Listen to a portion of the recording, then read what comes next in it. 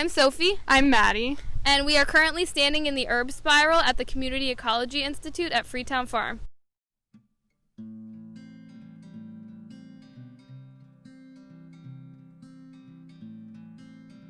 An herb spiral is a really neat way to grow a variety of different types of herbs in a small space and have more control over the amount of water and light that they get. And it's also a very aesthetically pleasing way to grow food. And in our herb spiral, what makes it really cool is that you can actually walk through it and you can sit in the center of it, so you're surrounded by the food that you're growing.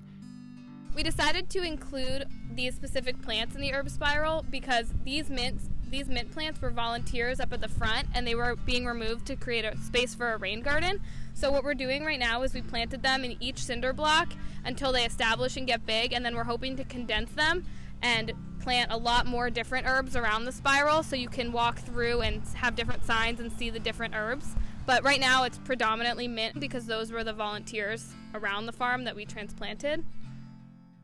We've had some people bring herbs that they have growing in their own house or extra things that they have that we grow here, and it's a really good spot for growing these types of plants, so they're really happy, and that's another way that we've been getting the herbs necessary. All herb donations are welcome. They will be planted in the herb spiral. We want more diversity in our herb spiral because right now it is pretty monoculture with mint.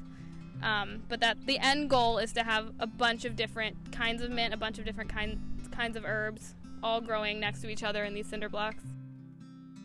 Thanks for tuning in.